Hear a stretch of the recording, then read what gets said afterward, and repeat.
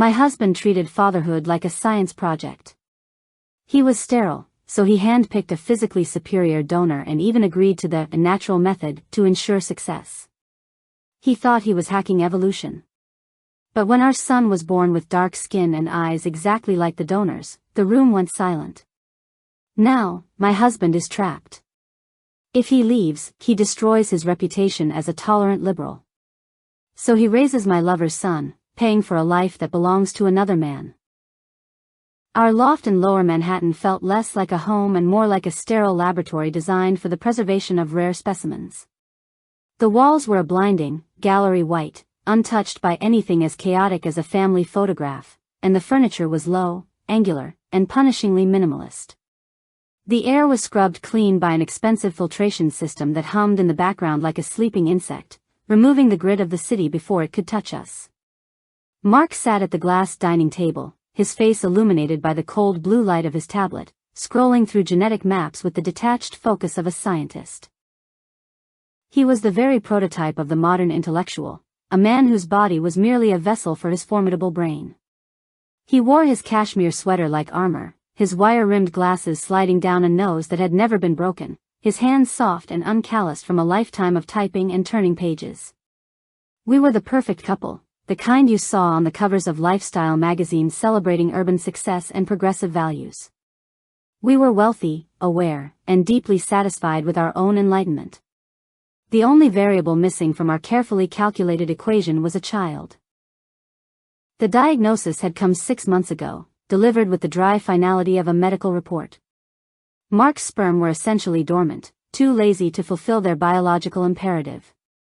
A lesser man might have been devastated, his masculinity wounded by this biological betrayal, but Mark was not a man of primal emotions, he was a man of solutions.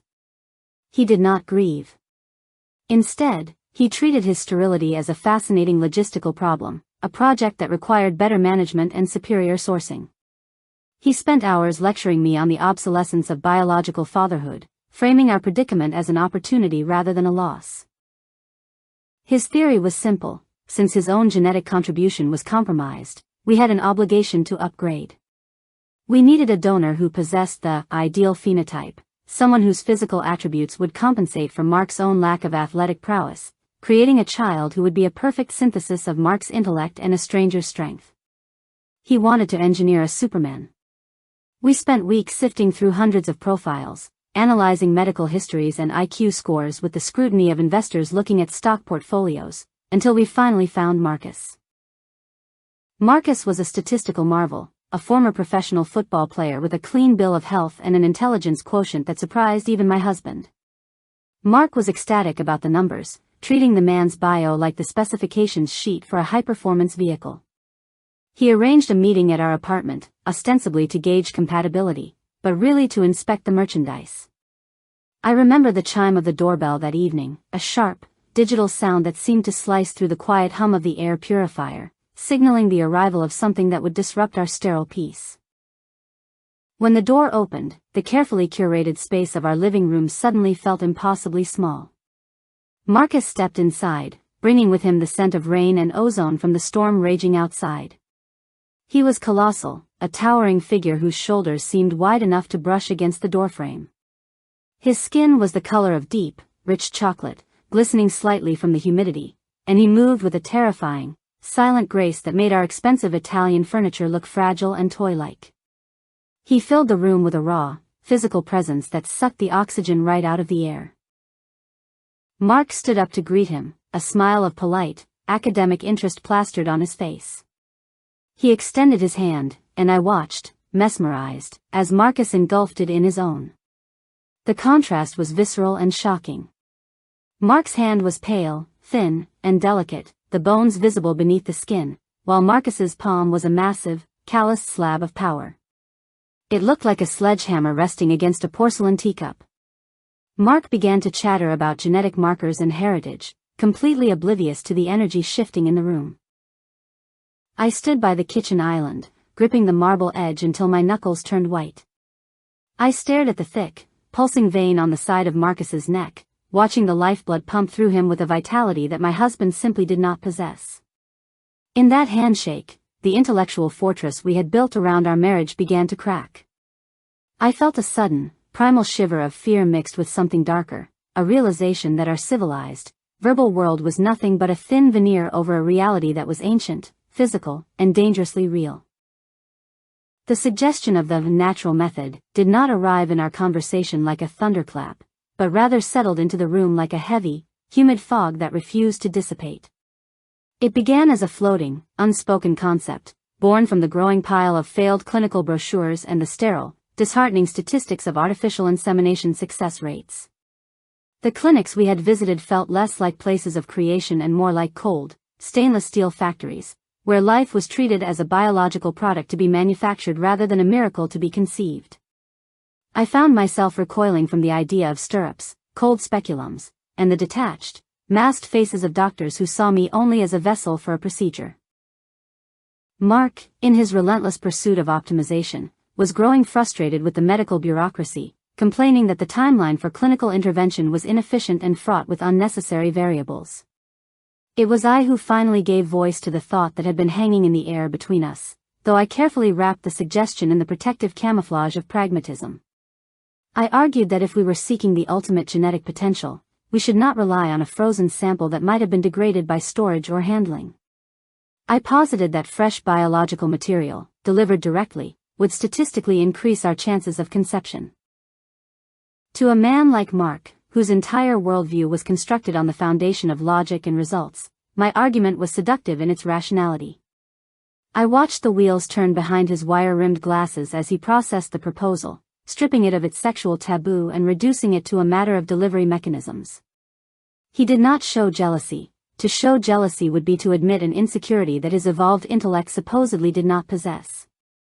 Instead, he nodded slowly, agreeing that for the sake of the project, for the sake of the child, we should bypass the medical middlemen and utilize the donor in the way nature intended.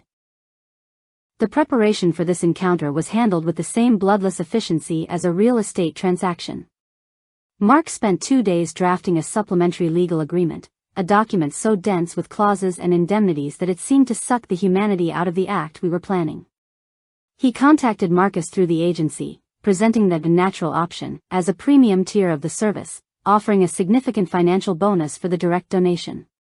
There was no discussion of feelings, no acknowledgement of the bizarre intimacy we were orchestrating. There was only the goal, the timeline, and the contract. When Marcus agreed, Mark seemed almost triumphant, viewing the acceptance not as a man agreeing to sleep with his wife, but as a vendor accepting a purchase order. We booked a suite at a high-end hotel in Midtown, a neutral ground that belonged to neither of us, a space devoid of personal history.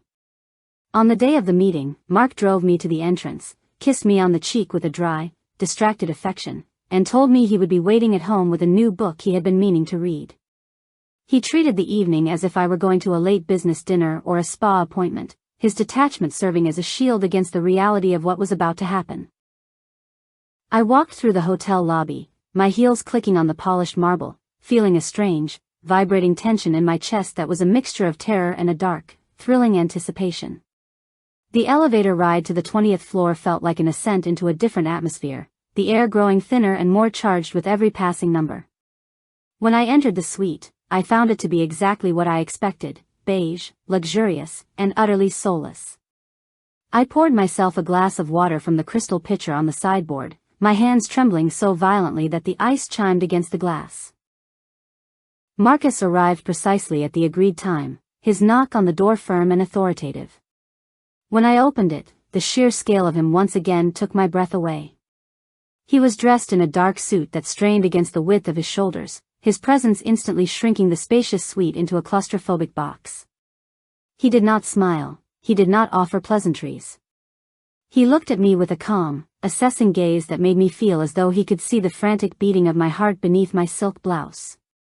He placed a signed copy of Mark's non-disclosure agreement on the table, the paper landing with a soft slap that sounded like a gavel confirming a sentence. We exchanged very few words. The script had already been written by my husband's legal prowess and my own stated desires. Marcus asked if I wanted to talk, his voice a deep baritone that seemed to vibrate in the floorboards, but I shook my head. I knew that if we started talking, if we allowed the social niceties to intrude, I might lose the nerve to go through with it. I told him to shower, hiding my nervousness behind a mask of impatient efficiency. He nodded, unbuttoning his jacket with slow, deliberate movements, and disappeared into the bathroom. I stood by the window, looking out at the grid of Manhattan, the lights of the city blurring into streaks of gold and red as tears of sheer panic pricked my eyes. I heard the sound of the shower running, a mundane noise that suddenly sounded incredibly intimate and dangerous. I twisted the wedding band on my finger, the metal feeling cold and heavy, a reminder of the man waiting for me in our sterile loft. I thought of Mark's soft hands, his endless theories, his belief that the world could be controlled by intellect alone. And then I thought of the man in the next room, a man who existed entirely in the physical realm, a man who was everything my husband was not. When the bathroom door opened and the steam rolled out, carrying the scent of hotel soap and masculine heat, I turned around. Marcus stood there, wearing only a white towel wrapped low around his waist. If he had looked large in his clothes, he looked monumental without them. Every muscle in his body was defined, a landscape of power and capability that had been honed on the football field. He was a sculpture cast in obsidian, beautiful and terrifying in his perfection. The intellectual justifications I had built, the talk of phenotypes and genetic markers, evaporated instantly. He did not hesitate. He did not ask for permission or look for a sign of reassurance.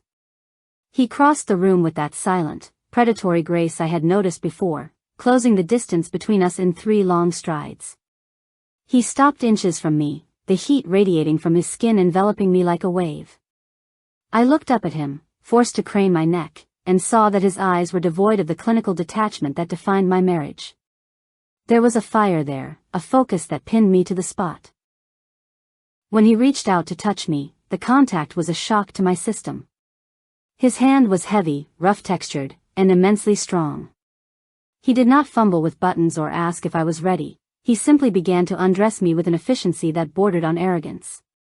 I was used to Mark's tentative fumbling, his polite requests, his constant checking in to ensure I was comfortable.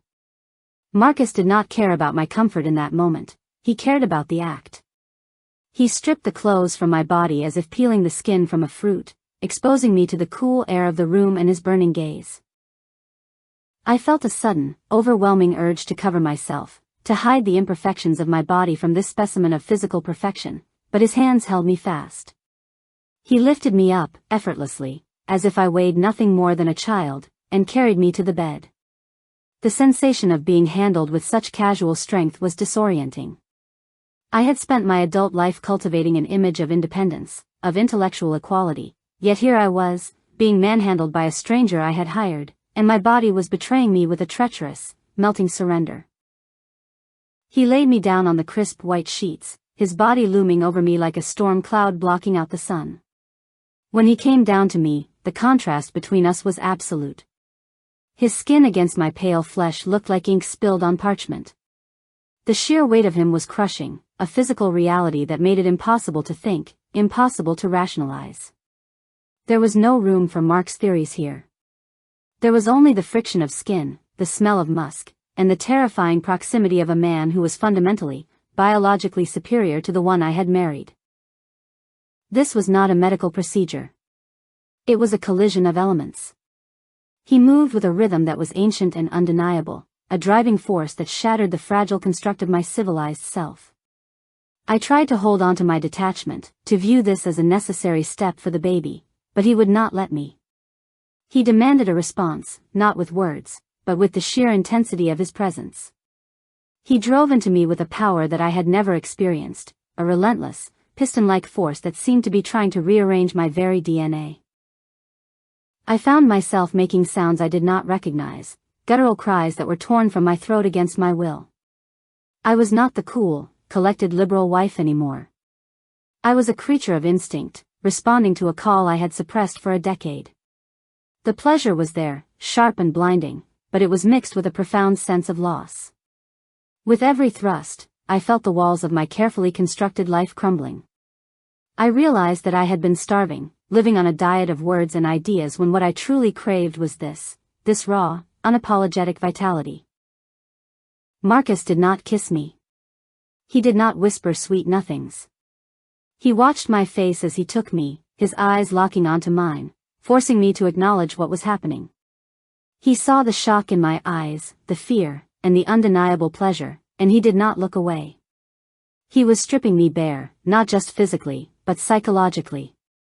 He was showing me the difference between a man who lives in his head and a man who lives in his body, and the comparison was devastating. When the climax came, it was not a gentle release but a violent shattering. I arched against him, my nails digging into the hard muscle of his back, screaming into the silence of the hotel room. It was a scream of release, yes, but also a scream of grief. I was grieving the lie I had been living. I was grieving the realization that my husband, with all his money and his intellect, would never, could never, make me feel this way. Afterward, he rolled off me, his chest heaving, the sweat on his dark skin glistening like oil. He did not cuddle me. He did not ask if I was okay.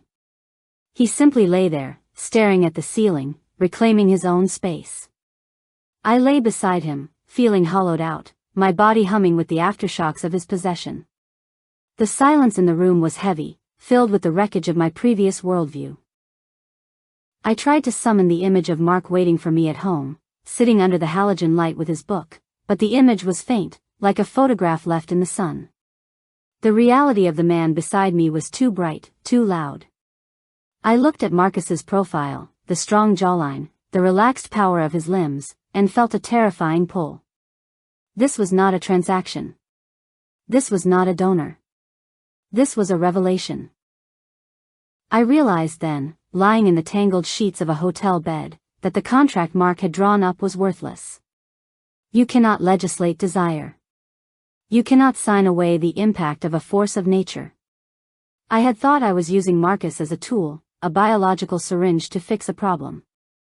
But as I lay there, listening to his steady breathing, I knew that I was the one who had been used by biology, by instinct, by a truth I had tried to deny.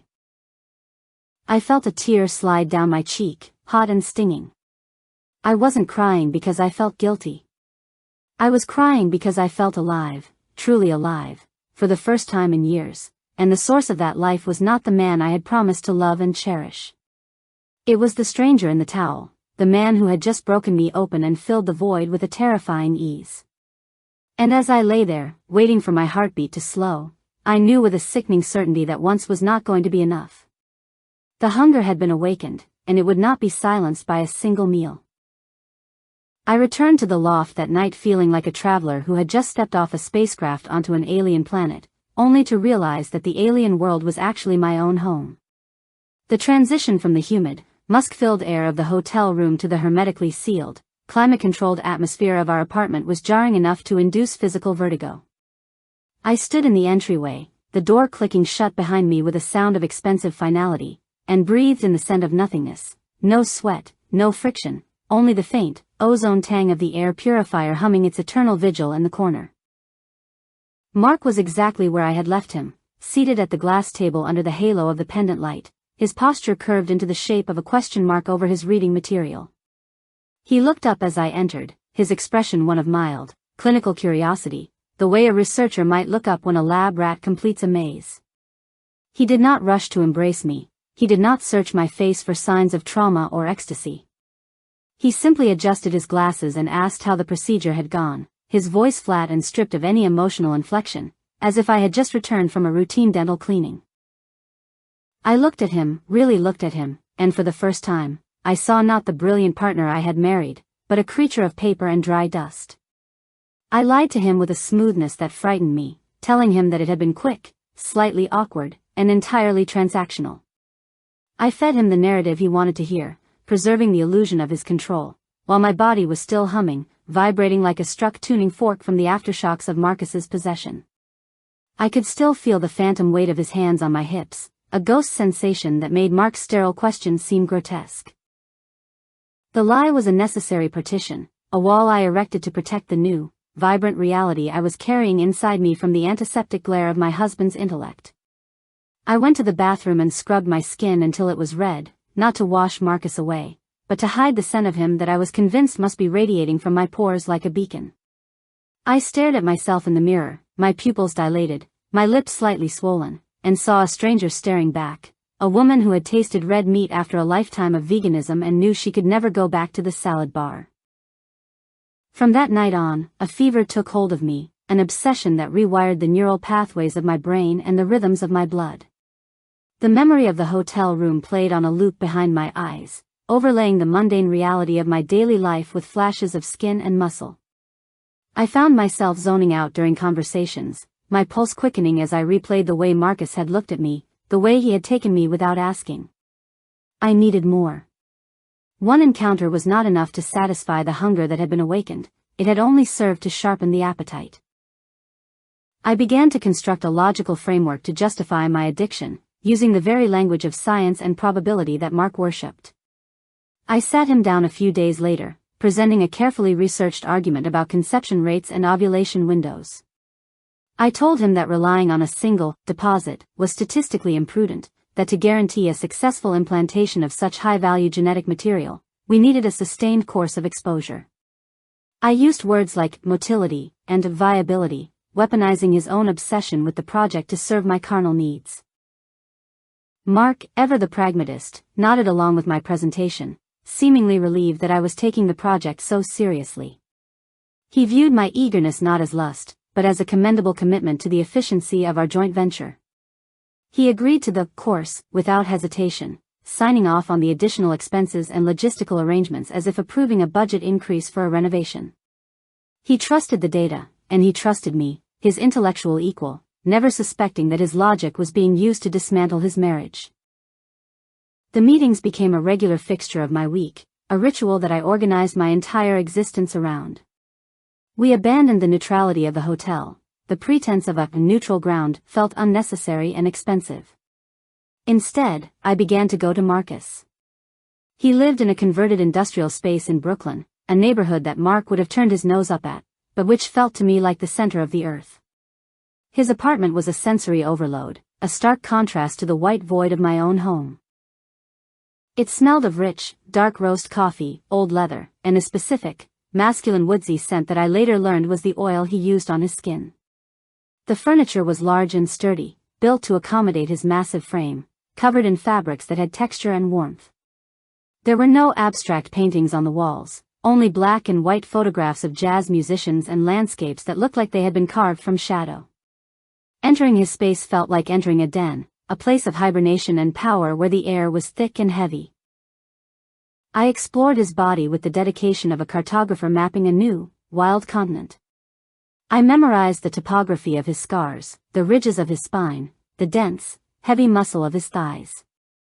I found myself constantly comparing him to Mark, a cruel and involuntary tally that ran through my mind. Mark could recite poetry in 3 languages and debate the nuances of Middle Eastern politics for hours, but he groaned when he had to lift a carry-on bag into an overhead bin. Marcus spoke very little. He did not fill the silence with nervous chatter or intellectual posturing. His silence was a physical thing, a heavy, comfortable blanket that settled over us. When he did speak, his voice was a deep rumble that seemed to bypass my ears and resonate directly in my chest. His few words carried more weight than all of my husband's dissertations combined. He communicated through touch, through presence, through a gaze that stripped me bare and saw the woman beneath the socialite. There was a night when the weather turned foul, trapping us inside his apartment while rain lashed against the windows like handfuls of gravel. We lay on his leather sofa, my head resting on his chest, the steady thrum of his heartbeat in my ears sounding like a war drum. I watched his hand, large and dark, resting protectively over my breast, and I felt a sense of safety I had never known with Mark. Mark offered financial security, social safety. Marcus offered the primal safety of a creature that could tear the throat out of anything that threatened its mate. It was during one of these quiet moments, listening to the rain and the slow rhythm of Marcus's breathing, that I knew. The realization didn't come with a wave of nausea or a missed period. It arrived as a sudden, absolute certainty, a shift in the very gravity of my body. I was pregnant. The home test I would take a week later would merely be a formality, a chemical confirmation of a biological fact I had already accepted. I lay there, feeling the microscopic spark of life igniting deep within me, and I knew exactly whose fire it was. A rational woman, a woman who was merely fulfilling a contract, would have stopped then. The goal had been achieved, the vessel was full. But I was no longer rational. The knowledge of the life growing inside me did not make me pull away, it made me ravenous. I looked at Marcus's face, relaxed in sleep, and felt a fierce, protective possessiveness. I wanted this child to be his, entirely his. I wanted to soak up every ounce of his essence, to imprint his strength and his silence onto the forming cells. I became insatiable, initiating our encounters with a desperation that surprised even him. I wanted to dilute any trace of Mark that might linger in my life, to ensure that this child was forged in the fire of this specific passion. I wanted the baby to be a monument to Marcus, a living testament to his genetic superiority. The idea that Mark would raise this child, that he would claim this product of sweat and muscle as his own intellectual project, began to sicken me. I started to look at my husband with a cold, hard contempt that grew with every passing day. I watched him struggle to open a jar of pasta sauce, his pale knuckles straining, and I felt a curl of revulsion in my gut. I listened to him pontificate about the future of our lineage, and wanted to laugh in his face. He was so weak, so pitifully detached from the physical reality of life, yet he thought he could engineer a legacy through paperwork and money. He had handed me over to another man with the ease of someone lending a book, thinking he was clever, thinking he was hacking the system. He didn't realize he was the one being hacked. He had opened the gates of Troy and invited the wooden horse inside, never suspecting that the city was already burning. I despised him for his willingness to share me, for his inability to claim me, for his arrogance in thinking that his mind could conquer biology. I lay in Marcus's bed, the sheets tangled around my legs, and whispered lies into the darkness, telling him I needed more time, that I wasn't sure if it had happened yet. I was stealing time, stealing moments, hoarding his touch like a dragon hoarding gold. I was building a secret history for my unborn child, a reservoir of memories that would belong only to me and the true father. The deception became the air I breathed. I would leave Marcus, my body aching and satisfied, and return to the loft to play the part of the hopeful, anxious wife. I would let Mark take my temperature and chart my cycles, all while carrying his replacement in my womb. It was a cruel game, a betrayal of the highest order, but I felt no guilt. I felt only a triumphant, savage joy. I was creating the perfect human, just as Mark had wanted. But I was doing it by erasing Mark from the equation entirely. The child would have his name, his money, and his social standing, but in every way that mattered, in blood, in bone, in the fire of the spirit, the child would be Marcus's. And as I felt the first flutter of life weeks later, I smiled at my husband across the dinner table, knowing that I had won a game he didn't even know we were playing. The plastic stick sat on the cold marble of the bathroom vanity like a verdict delivered from a higher court, the two pink lines vivid and undeniable against the white background. When I walked out into the living room and presented it to Mark, he did not weep with joy or sweep me into a crushing embrace of shared wonder. Instead, he let out a sharp exhalation of breath, a sound of immense, satisfied relief, as if a risky stock trade had finally paid off. He immediately went to the climate-controlled wine fridge and retrieved a bottle of vintage champagne, a label that cost more than most people's monthly rent, which he had been saving for precisely this moment of validation. He popped the cork with a festive, sharp report that echoed off the minimalist walls, the sound less like a celebration of life and more like the starting gun of a new phase of management.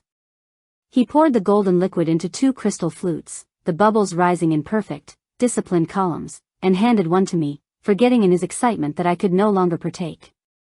I took the glass, feeling the chill of the crystal against my fingers, and watched as he raised his own in a toast to his own brilliance. To the project, he said, his eyes gleaming behind his spectacles. To the successful execution of the plan. He drank deeply, savoring the taste of his victory, while I brought the glass to my lips and merely wet them, tasting the dry, expensive grape of a lie. He began to pace the room, the energy radiating off him in waves of manic intellectualism. He spoke of the timeline, of the trimesters, calculating due dates and developmental milestones with the precision of a logistics coordinator. He was already planning the child's education, debating the merits of Montessori versus Waldorf before the fetus was even the size of a lentil. He sat me down on the sofa and placed his hand on my stomach, his palm flat and possessive. It was not a touch of tenderness, it was the touch of an owner inspecting a high-value asset. He talked about the genetic potential we had secured, listing Marcus's stats again, the height, the muscle density, the reflex speed, and extrapolating them into a future of Ivy League acceptances and varsity letters. He saw our son not as a person, but as a composite of data points, a creature engineered to win the game of life that Mark felt he had been cheated out of physically. I sat there, frozen under his hand, smiling a thin, painted smile that felt tight on my face. I felt the stirrings of the life inside me, a secret, microscopic universe that was expanding with every beat of my heart. It was a foreign presence, an invader that I had welcomed, and as Mark droned on about advanced placement mathematics and football scholarships, I felt a wave of fierce, protective silence wash over me. This child was not a project. This child was a secret, a dark and heavy stone I had swallowed, and its weight was anchoring me to the earth in a way Mark could never understand. The rational, contractual part of our arrangement dictates that this should have been the end of my association with the donor. The biological transaction was complete, the receipt had been printed in the form of a positive test. Yet, the very idea of severing the cord that bound me to Marcus caused a physical panic, a tightening of the throat that felt like suffocation. I realized with a jolt of terrified clarity that I could not stop. The pregnancy did not feel like a reason to end the affair, it felt like the ultimate reason to continue it. I convinced myself that it was necessary for the baby, a twisted logic that somehow made perfect sense in the fever dream of my new reality. I told myself that the child needed to be near its source, that the proximity to Marcus would somehow infuse the developing fetus with more of his strength, more of his essence. It became my secret rebellion, a private war I was waging against the sterile, curated world my husband had built around us. Every time I lied to Mark about a prenatal yoga class or a late meeting, I felt a thrill of power, a vindication of the chaos I was nurturing. I continued to visit the apartment in Brooklyn, making the journey across the bridge like a pilgrim traveling to a holy site. I would arrive with my coat buttoned high to conceal the slight, early swelling of my waist, though Marcus knew instantly. He had an animal instinct for the changes in my body, sensing the shift in my hormones and the heaviness of my breasts before I even spoke. He did not recoil from the complication, he embraced it with a gravity that made Mark's champagne toast seem frivolous and hollow. There was something profoundly obscene and incredibly intoxicating about taking off my clothes in his dim, leather-scented bedroom, revealing the body that was actively growing his child. When we lay together, he would rest his massive hand on my belly, his palm covering the entire span of my womb. He didn't speak of universities or genetic markers. He simply held the weight of the life he had created, a silent acknowledgement of a blood bond that no legal contract could erase. Making love to him in this state felt like a rite of passage, a return to something ancient and forbidden. I was sleeping with the father of my child while my husband waited at home, oblivious and content. The sex changed, it became slower, deeper, fraught with a heaviness that was almost unbearable. It was no longer just about pleasure, it was about claiming. He was staking his claim on me and the child, marking us with his scent and his seed, overriding the legal fiction of my marriage with the biological truth of his paternity. I would return home from these encounters flushed and sated, carrying the smell of him in my hair like a secret perfume. Mark, in his infinite arrogance, noticed nothing. He was so blinded by his own narrative of superiority that the thought of his wife desiring the help was simply impossible for him to compute. To him, Marcus was a biological vending machine, a tool that had served its purpose and been discarded. He could not conceive of a world where the vessel mattered more than the architect. His blindness became my armor. I watched him browsing catalogs for eco-friendly, non-toxic nursery paint, agonizing over shades of calming sage and cloud white. He ordered a crib made of sustainable bamboo that cost $3,000, lecturing me on the dangers of off-gassing and volatile organic compounds. He was building a sterile, perfect cage for a lion cub, completely unaware that the creature he was preparing to house was made of wilder, darker stuff than he could ever comprehend. I would sit in the nursery he was assembling, watching him struggle with the Allen wrench, his soft hands slipping on the bolts, and feel a surge of contempt so strong it tasted like bile.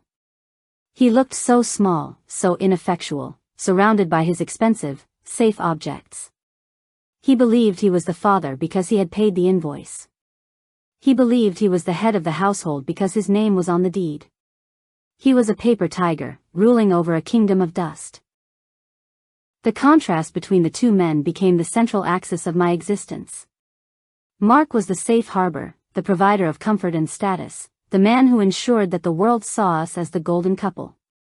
But Marcus was the ocean, the dangerous, unpredictable force that made me feel alive. I needed Mark's money to raise the child, but I needed Marcus's blood to create it. I was a parasite, feeding on both of them, taking what I needed to construct the perfect life I felt I deserved. As my pregnancy progressed, the physical evidence of my betrayal grew harder to hide, but Mark's delusion only deepened. He would talk to my belly, reading aloud from books on quantum physics or classical history, convinced that he was stimulating the fetus's intellect. I would stroke his hair, playing the part of the adoring wife, while inwardly I was laughing. I knew that the ears listening in the dark of my womb were tuned to a different frequency, a rhythm of drums and heartbeats that Mark could not hear. I began to bring Marcus gifts, not money this time, but things that felt more personal. A watch. A leather jacket that fit his broad shoulders. I wanted to dress him, to care for him, to blur the lines between mistress and wife.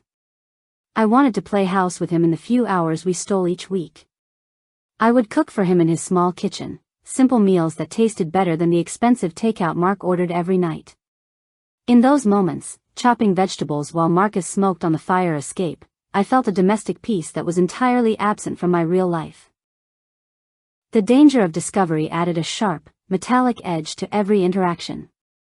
There were close calls, a receipt left in a pocket, a text message almost seen, but I navigated them with the cool head of a seasoned spy.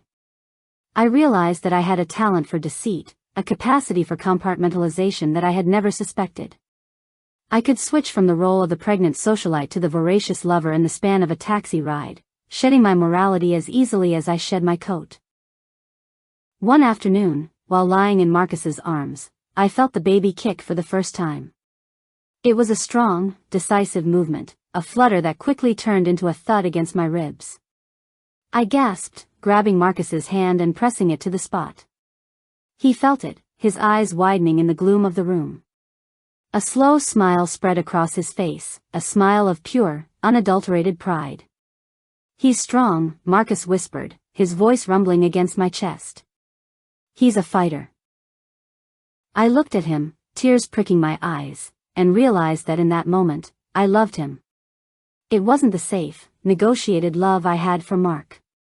It was a dangerous, desperate love, a love born of shared secrets and biological destiny. I saw him then not as a donor, not as a lover, but as the only man in the world who mattered. Mark was a ghost, a phantom who paid the bills. Marcus was the reality. I returned home that evening to find Mark assembling a complex, ergonomic stroller that looked like a Mars rover. He was frustrated, cursing softly as he tried to interpret the diagrams. He looked up when I entered, his face flushed with annoyance.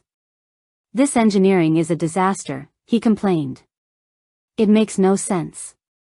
I walked past him, my hand on my belly where the baby was still shifting, and felt a cold detachment. "It's fine, Mark," I said, my voice calm. "You'll figure it out. You always figure it out." I went to the bedroom and closed the door, leaving him to his struggle.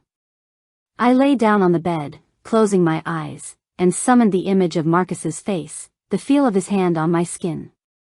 I wrapped myself in the memory, using it as a shield against the sterile white walls of the loft.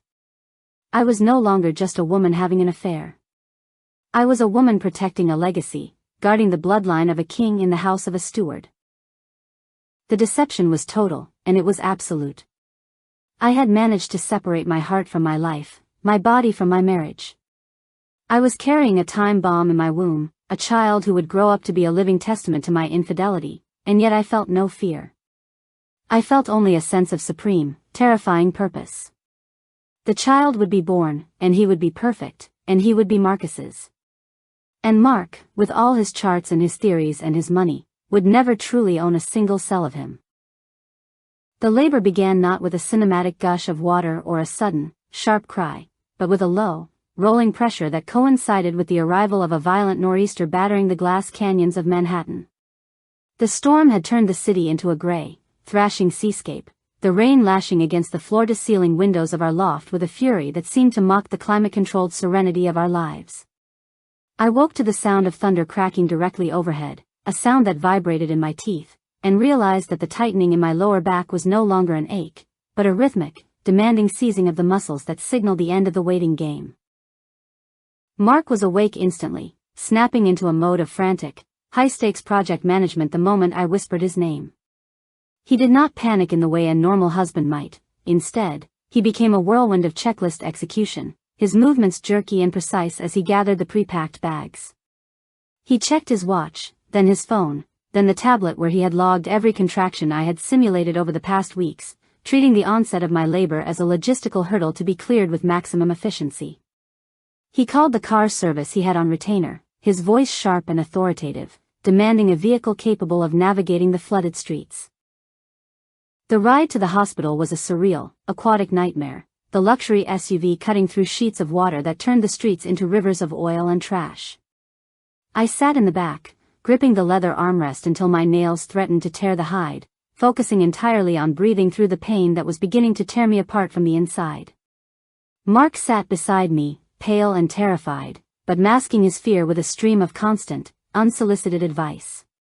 He was reciting breathing techniques he had memorized from a book, counting out the seconds of my inhalations and exhalations like a metronome, his voice thin and annoying against the backdrop of the storm. We arrived at the clinic, a private facility on the Upper East Side that Mark had selected for its reputation and its discretion. It did not smell of antiseptic or illness, it smelled of fresh lilies and money. The lobby was hushed and carpeted, staffed by people who spoke in low, deferential tones, treating us not as patients in a medical emergency, but as guests checking into a five-star resort. Mark handled the admissions paperwork with a flurry of credit cards and insurance documents, ensuring that we were ushered immediately into the birthing suite he had paid a premium to secure. The suite was expansive, decorated in soothing tones of beige and taupe, with a view of the storm-lashed city skyline that would have been breathtaking if I hadn't been blinded by pain. There was a birthing tub, a yoga ball, and a sound system playing ambient whale songs, all the trappings of a modern, enlightened birth experience. I wanted none of it. I wanted the drugs, and I wanted them immediately. I stripped off my soaked clothes and donned the silk robe I had brought, feeling the vulnerability of my body as the contractions began to stack on top of one another, a relentless tide of agony. Mark hovered at the edge of the bed, useless and terrified, holding a cup of ice chips as if it were a holy chalice. He tried to wipe my forehead with a cool cloth, his hands trembling, his touch light and hesitant.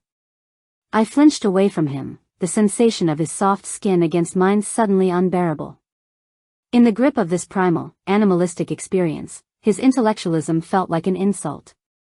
I closed my eyes and summoned the image of Marcus, visualizing his strength, his calm, the way he would have stood in this room, like a rock in the river, unmoved by the chaos. The hours blurred into a haze of white noise and red pain. The epidural took the edge off the agony, turning the lower half of my body into a heavy, distant country, but the pressure remained, a colossal weight bearing down on my pelvis. The doctors and nurses moved around me in a choreographed dance of efficiency, checking monitors, adjusting drips, speaking in the coded language of medicine. They were the mechanics of the body, and I was the machine they were servicing.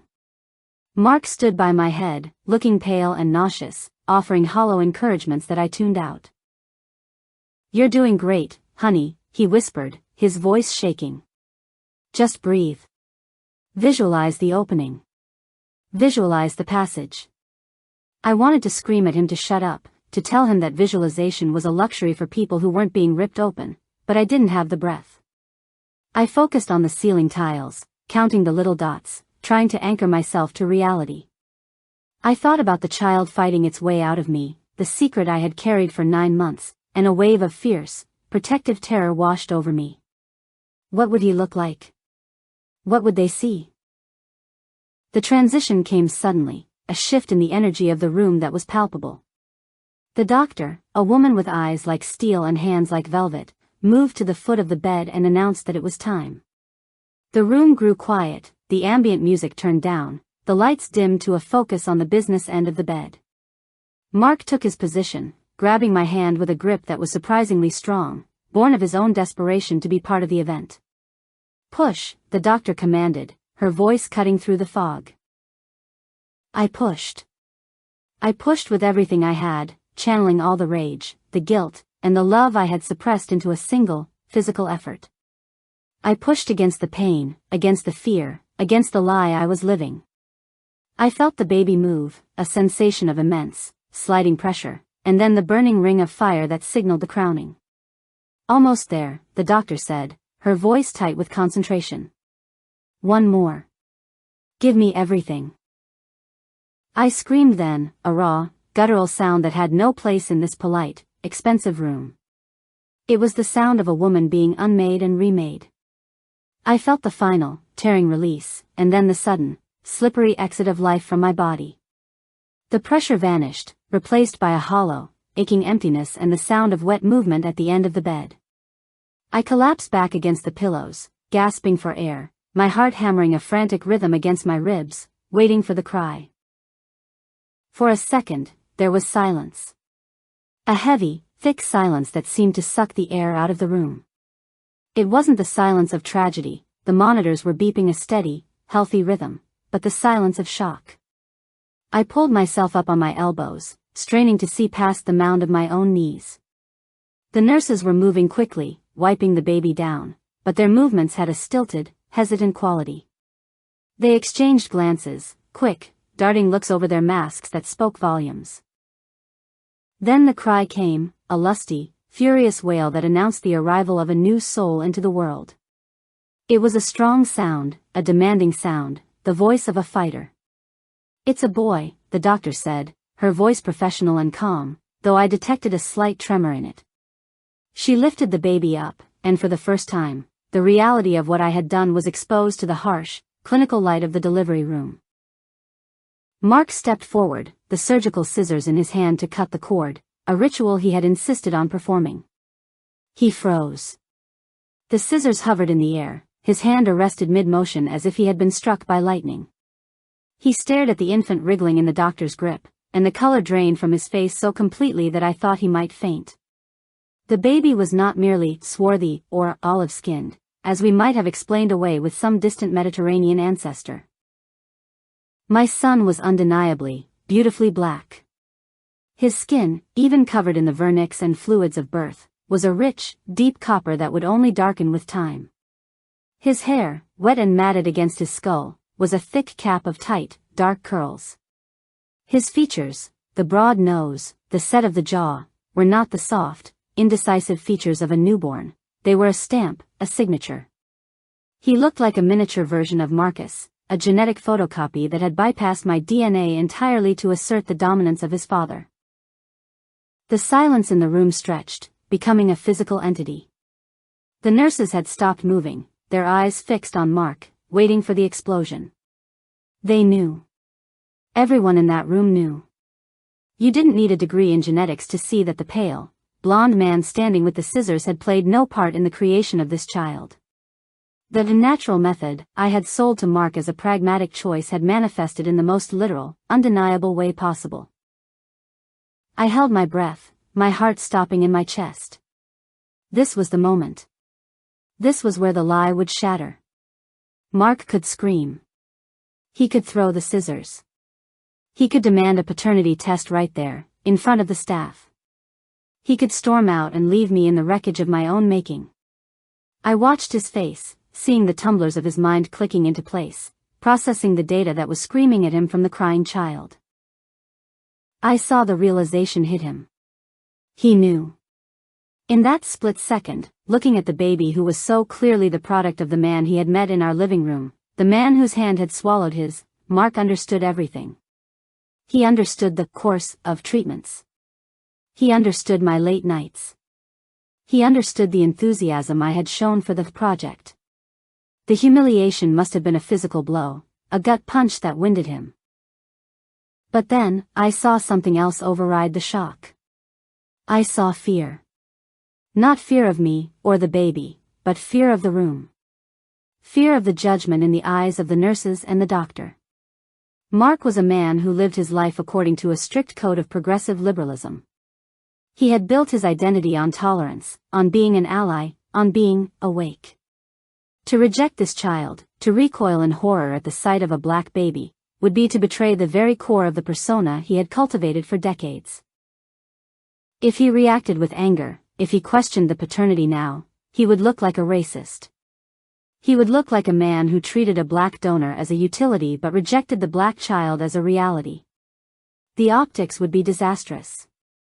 In his social circle, the scandal of a wife's infidelity was manageable, perhaps even forgivable in a modern context. But the scandal of a white liberal rejecting a black child in a delivery room? That was social suicide. That was cancellation. I saw the calculation happen in real time. He swallowed hard, his Adam's apple bobbing in his throat. His hand tightened on the scissors. He looked at me, and for a fleeting second, his eyes were filled with a cold, pure hatred that chilled me to the bone. It was a look of absolute clarity, an acknowledgement of the trap I had set for him. But then, the mask slammed back into place. He forced a smile onto his face, a rictus of joy that didn't reach his eyes. He's beautiful, Mark said, his voice cracking slightly.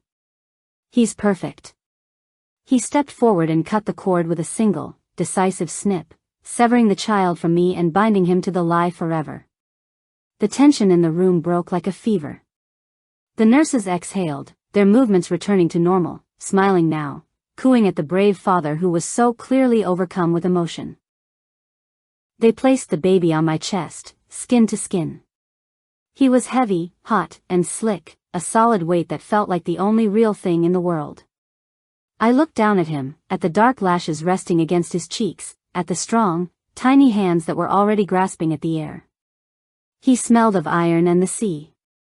I kissed his head, breathing him in, feeling a surge of love so powerful it obliterated the shame of the moment. Mark stood over us, his hand resting on my shoulder. To the staff, it looked like a protective, loving gesture. To me, it felt like a clamp. He leaned down, bringing his face close to mine so that only I could hear him over the baby's soft whimpers. "We did it," he whispered, the double meaning landing like a blade between my ribs. "We created the perfect specimen." He straightened up and turned to the doctor, his voice booming with false pride. "Look at him," Mark announced to the room, gesturing to the child who was unmistakably not his. "Look at the strength in those shoulders. He's going to be a linebacker." The nurses laughed, relieved, charmed by the proud father. Mark laughed with them, a hollow, barking sound. I lay there, clutching my son, Marcus's son, and watched my husband perform the role of a lifetime. He was trapped. I had trapped him in a cage of his own vanity and his own politics. He would raise this child. He would love this child, or at least pretend to, because the alternative was to admit that he was a cuckold and a hypocrite. He would pay for the schools, the clothes, the life I wanted for my son. But as I looked at the baby, I knew the game was far from over. This wasn't just a secret we would keep, it was a living, breathing presence that would grow in our home. Every day, as the boy grew taller, stronger, darker, he would be a walking reminder to Mark of his own inadequacy. And for me, he would be a reminder of the man who was waiting for me in a loft in Brooklyn, the man who had given me the one thing Mark's money couldn't buy. I closed my eyes, exhausted and triumphant. The storm outside was still raging, hammering against the glass, but inside the suite, everything was calm. We were a family now. A twisted, broken, lying family, but a family nonetheless. And as I felt the baby settle against my heartbeat, I knew that I would do whatever it took to keep this fragile, monstrous peace intact. I would be the perfect wife, the perfect mother, and the perfect liar. Because looking at my son, I knew he was worth every sin I had committed. 3 months had dissolved into the slipstream of history, carrying us to this singular, crystallized moment of social theater in our loft. We had convened a gathering to celebrate the christening, an ironic choice of ceremony for two atheists, but a necessary social ritual to formally present our son to the tribe. The apartment, usually a bastion of cold minimalism, was transformed into a warm, buzzing hive of activity, filled with the hum of conversation and the clinking of expensive stemware. The air was thick with the scent of catered hors d'oeuvres, miniature crab cakes and truffle risottos, mingling with the expensive perfumes of our guests. It was a tableau of modern success, a perfect snapshot of the life Mark had always envisioned, yet the foundation upon which it rested was built entirely of silence and complicity. The living room was populated by the crème de la crème of our social circle, a carefully curated collection of professors from Columbia, avant-garde artists from Bushwick, and non-profit executives who spent their days saving the world and their evenings drinking Pinot Noir. They were people who prided themselves on their awareness, their tolerance, and their progressive credentials. They wore their open-mindedness like a badge of honor, a shield that protected them from the messy, uncomfortable realities of the world. And tonight, that shield was being tested in the most subtle and exquisite way imaginable. They circulated through the room, balancing plates of food, their eyes constantly drawn to the center of the gathering where Mark stood, holding the baby like a religious icon. Our son, whom we had named Julian, was awake and alert, his dark eyes taking in the room with a gravity that seemed far beyond his 12 weeks of life. He was magnificent. His skin had deepened to a rich, lustrous bronze that gleamed under the track lighting, and his hair was a thick, undeniable crown of black curls. He was the physical antithesis of the man holding him. Mark, in his beige linen suit and wire-rimmed glasses, looked like a ghost fading into the background of his own life, while Julian vibrated with a vitality that drew every eye in the room. The contrast was so stark, so biologically impossible to ignore, that it became the loudest thing in the apartment, a screaming fact that everyone was studiously pretending not to hear. In any other era, or perhaps in any other zip code, the questions would have been immediate and brutal. Whispers would have started behind hands, eyes would have narrowed in suspicion. But here, in the enlightened enclave of Lower Manhattan, among the intellectual elite, to ask a question about the child's parentage would have been a social death sentence. It would have been an admission of racial bias, a failure of imagination, a breach of the unspoken contract of our class. To wonder aloud why two white people had produced a black child was to admit that one saw race, and in our circle, colorblindness was the ultimate virtue, even when the color was staring you right in the face.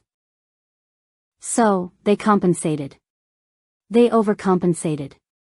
They cooed over Julian with a fervor that bordered on hysterical, praising his strong features, his beautiful complexion, and his alert gaze. They directed their compliments to Mark, slapping him on the back and telling him he had done well, congratulating him on producing such a splendid specimen. It was a masterclass in cognitive dissonance. They were rewriting reality in real time, collectively agreeing to ignore the evidence of their own eyes in favor of the narrative that made them feel comfortable. They were praising the emperor's new clothes, not because they were afraid of the emperor, but because they were afraid of being called out for noticing he was naked. Mark stood in the center of this storm of praise, a smile plastered on his face that looked like it had been carved there with a knife.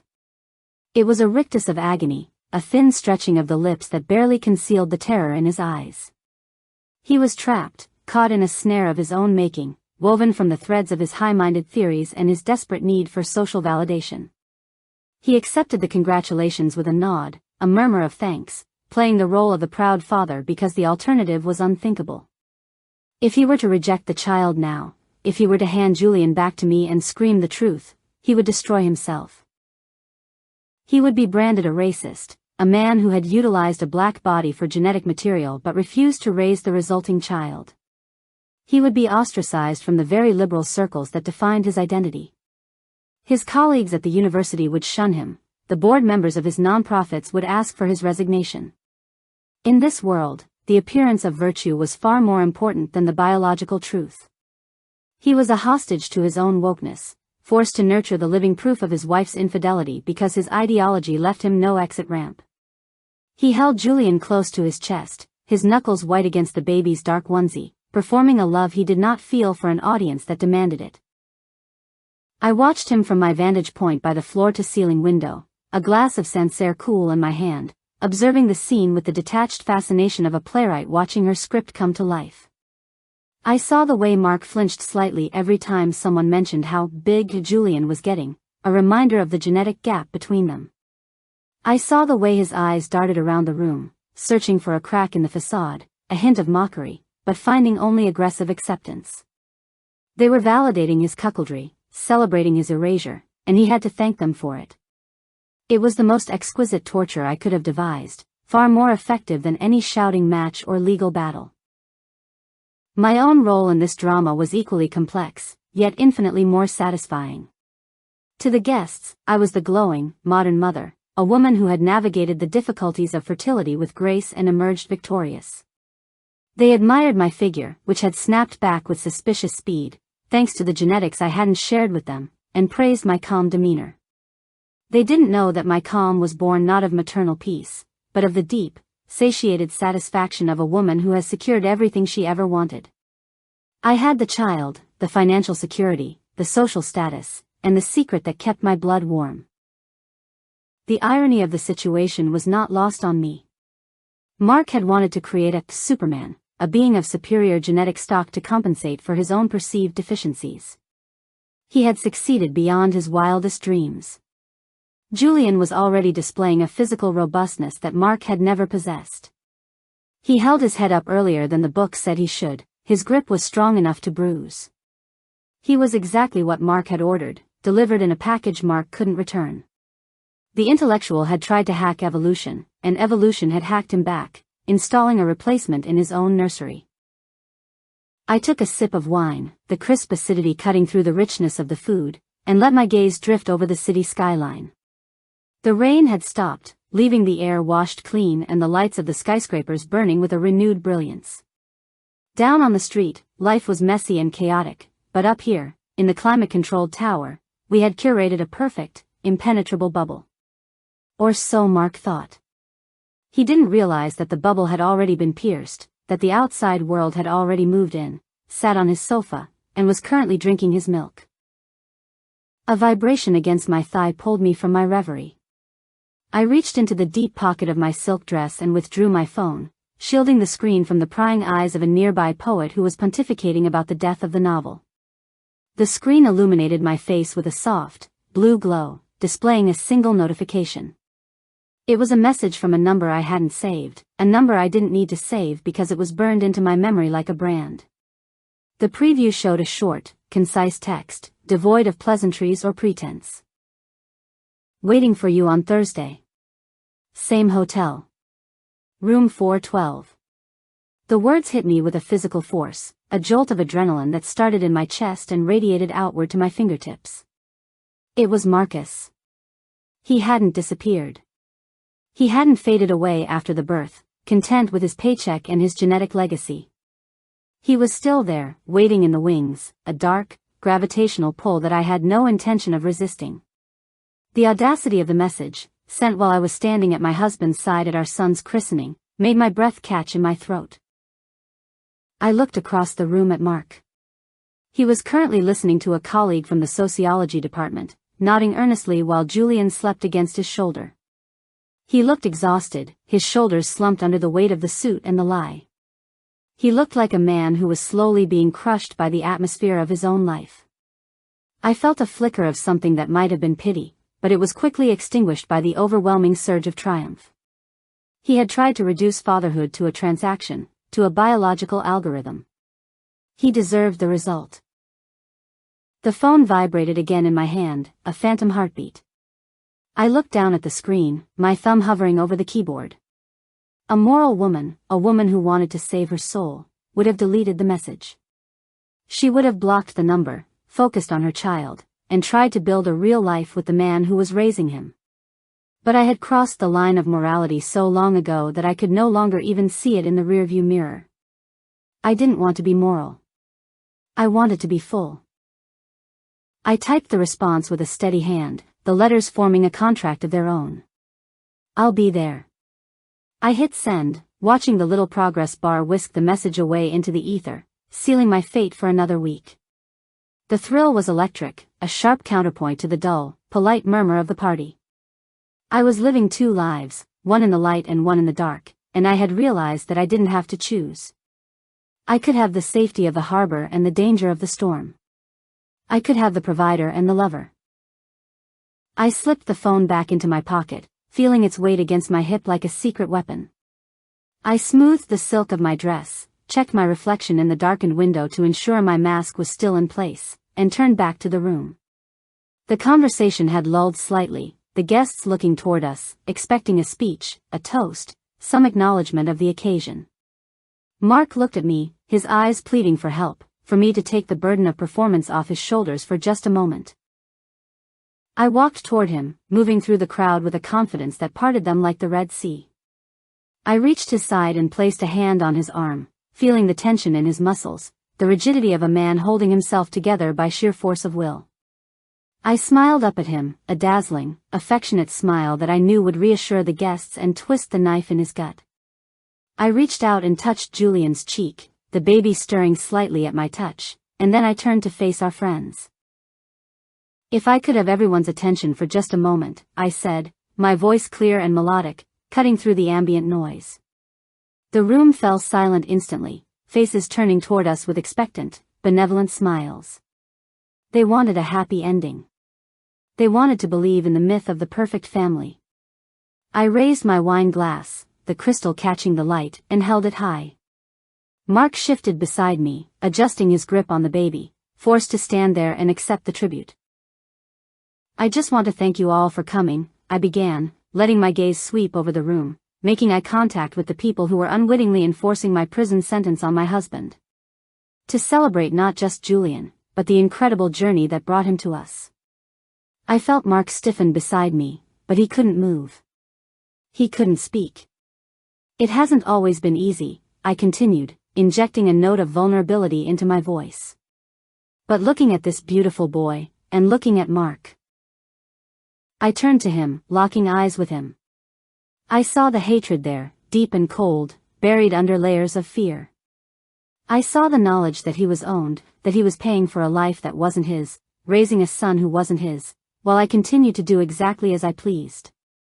Looking at the father he has become, I said, emphasizing the word father, I know that every step was worth it. We are so lucky. We are so blessed. To family, I said, lifting the glass higher. To the modern family. The guests murmured their agreement, a chorus of here, here, and to family rippling through the room. They raised their glasses, drinking to the lie, drinking to the illusion. Mark raised his glass too, his hand trembling slightly, and forced the wine past his lips. He drank the bitter cup of his own defeat, surrounded by applause. I took a sip of my wine, tasting the oak and the fruit, and felt a profound sense of peace. Mark would never leave. He couldn't. The cost of the truth was too high, the price of his reputation too steep. He would stay, and he would raise Marcus's son, and he would be the perfect, liberal father, because his vanity demanded it. And I would go to the hotel on Thursday, and the Thursday after that. I looked at my son, sleeping peacefully in the arms of a man who hated him but would protect him with his life to save face. I looked at the guests, so smug in their tolerance. And then I looked at my reflection in the mirror across the room, a woman who had orchestrated a masterpiece of deception. I smiled, a genuine, radiant smile. The script was written, the cast was in place, and the curtain would never, ever fall.